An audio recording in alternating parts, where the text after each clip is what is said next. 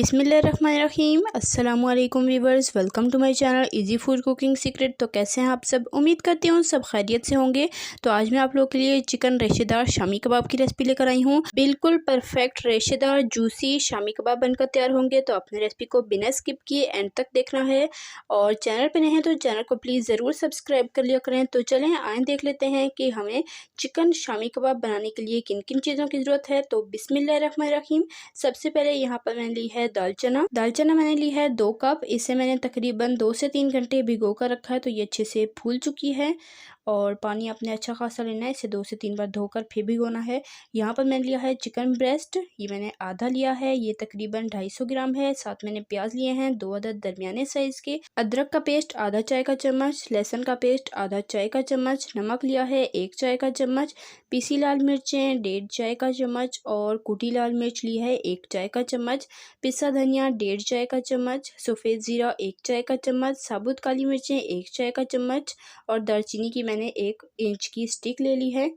और नमक मिर्च आप अपने जायके के हिसाब से भी इस रेसिपी में ले सकते हैं। तेज़पत्ता 1 अदद, बड़ी इलायची भी 1 अदद ली है मैंने।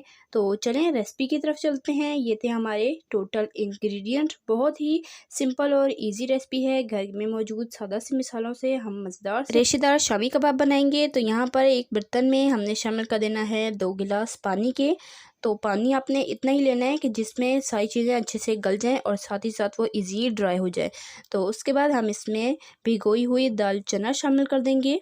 दाल चना आप अपनी मर्ज़ी के हिसाब से भी ले सकते हैं, कम या ज़्यादा। साथ यहाँ पर मैंने चिकन ले लिया है और साथ ही इसमें साबुत गरम मसाले शामिल कर देंगे, दालचीनी और काली मिर्चें। साथ ही इसमें जाएगा तेज़पत्ता और बड़ी इलायची। और बीफ शामी कबाब की भी रेसिपी मेरे चैनल पर मौजूद है, अगर आपने नहीं देखी तो ज़रूर देखिएगा, उसका लिंक मैं डिस्क्रिप्शन बॉक्स में दे दूँगी। तो वो भी बहुत ही ज़्यादा टेस्टी बनकर तैयार होते हैं। साथ ही इसमें मैंने सफ़ेद ज़ीरा शामिल कर दिया है, साथ ही प्याज शामिल कर दिए हैं। प्याज मैंने लिए थे 2 दरमियाने साइज़ के, रफली कट कर लिया इन्हें। साथ ही इसमें शामिल कर देंगे कुछ पाउडर मसाले, नमक जाएगा, साथ ही पीसी लाल मिर्चें जाएंगी। नमक और मिर्च आप अपने जायके के हिसाब से भी ले सकते हैं। अगर आपको ज़्यादा चटपटा पसंद है तो आप मिर्चें ज़्यादा भी ले सकते हैं। साथ ही इसमें जाएगा पिसा धनिया और यहाँ पर मैंने कुटी लाल मिर्चें शामिल कर दी हैं। कुटी लाल मिर्चें कबाबों में बहुत ही टेस्टी लगती हैं, इसका फ्लेवर बहुत ही अच्छा लगता है, तो आप भी इसमें ज़रूर शामिल कीजिएगा। साथ ही अदरक और लहसुन का पेस्ट शामिल कर देंगे। लहसुन मेरा देसी है इसलिए मैंने हाफ़ टी स्पून लिया है।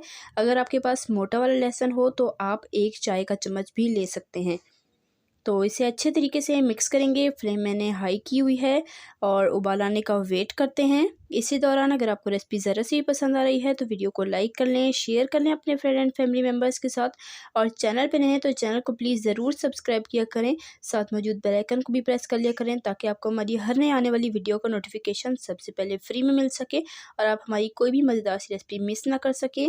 तो यहाँ पर आप देख सकते हैं इसमें अच्छे तरीके से बॉयल आ चुका है। अब इसे मैं ढककर बिल्कुल लो फ्लेम पर गोश्त को और दाल को अच्छे से गलने तक पकने दूंगी। तकरीबन 1 घंटा लगेगा। दाल चना भी और चिकन जो है वो भी अच्छे तरीके से गल जाएगा। दाल चना जो है वो बिल्कुल अच्छे से गल जानी चाहिए। तो यहाँ पर आप देख सकते हैं कि दाल चना और चिकन हमारा अच्छे तरीके से गल चुका है। पानी भी काफ़ी हद तक ड्राई हो चुका है। फ्लेम को हम हाई कर देंगे ताकि जो पानी रह चुका है वो बिल्कुल ड्राई हो जाए। हल्की सी हमें इसमें नमी छोड़नी है, बिल्कुल ड्राई नहीं करना।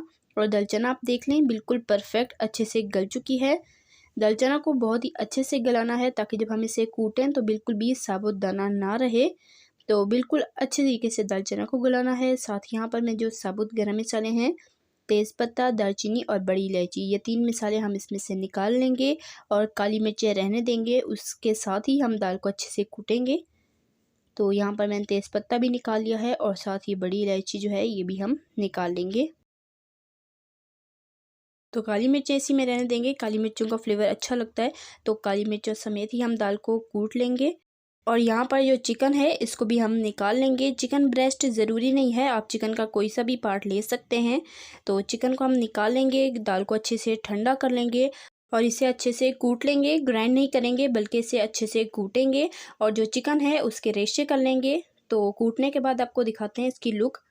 तो यहाँ पर देख सकते हैं दाल को मैंने अच्छे तरीके से कूट लिया है और इसका टेक्सचर आप देख सकते हैं। मैंने थोड़ा सा इसका पानी खुश्क करके फिर से कूटा था और ये बिल्कुल अच्छे तरीके से अपने कूटना है कि दाल का साबुत दाना बिल्कुल भी ना रहे और चिकन को मैंने हाथ की मदद से इस तरह से रेशा कर लिया है ताकि हमारे रेशेदार कबाब बने। चिकन को बिल्कुल भी कूटना नहीं है बल्कि हाथ से ही रेशा करना ज़रूरी है। और यहाँ पर मैंने लिया है हरी मिर्चों का पेस्ट 2 टीस्पून, 2 चाय के चम्मच मैंने हरी मिर्चों का पेस्ट लिया है। हरा धनिया यहाँ पर मैंने लिया है 1 मुट्ठी के करीब और इसे मैंने बारीक कट कर लिया है। हरी मिर्चें हमने कूटी हैं, पीसी नहीं है, ताकि इसका फ्लेवर अच्छा लगे।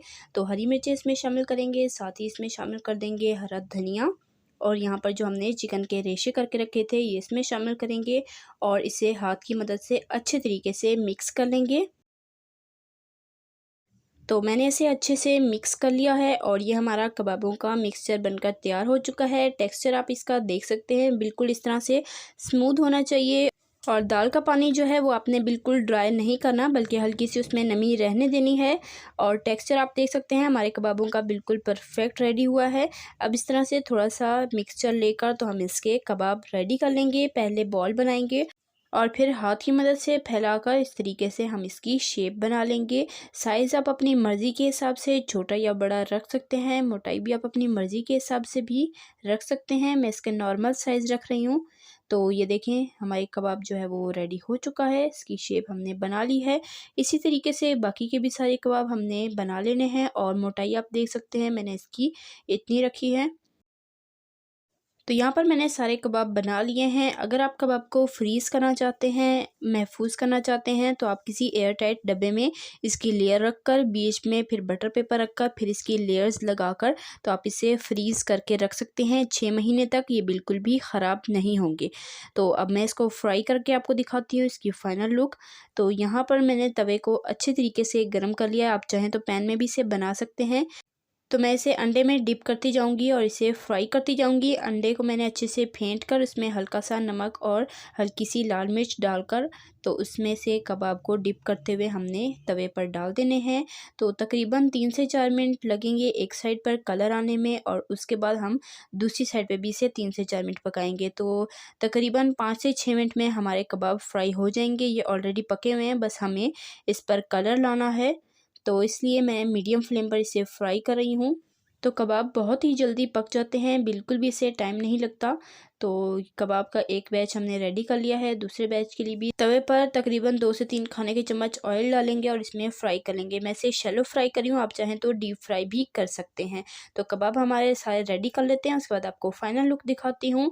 तो माशाल्लाह से कबाब हमारे सारे के सारे फ्राई हो चुके हैं। बहुत ही खूबसूरत परफेक्ट कलर इन पर आया है। और ये है जी हमारे कबाबों की फ़ाइनल लुक। तो माशाल्लाह अल्हम्दुलिल्लाह से हमारे बहुत ही टेस्टी बिल्कुल परफेक्ट जूसी रेशेदार चिकन के शामी कबाब बनकर तैयार हो चुके हैं। बहुत ही लजीज हैं और नहायत ही आसान रेसिपी है। आपने रेसिपी को ट्राई ज़रूर करना है। कमेंट में अपना फ़ीडबैक ज़रूर देना है कि आपको मेरी आज की ये मज़ेदार सी टेस्टी और आसान सी रेसिपी कैसी लगी है। आप इसे लंच बॉक्स में बच्चों को दे सकते हैं, आप इसे टी टाइम पर इंजॉय कर सकते हैं। तो इसे महफूज करने का भी तरीका मैंने आपको बता दिया है। आप ढेर सारे कबाब बनाकर फ्रीज़ कर सकते हैं। जब भी कोई मेहमान आए या बच्चों को लंच बॉक्स में देना हो, जब आपको दिल चाहे निकालें, गर्मा गर्म फ्राई करें और बिल्कुल ताज़े कबाब आप इंजॉय कर सकते हैं। तो इंशाल्लाह फिर मिलेंगे नेक्स्ट मज़ेदार सी रेसिपी के साथ। तब तक के लिए अल्लाह हाफिज़।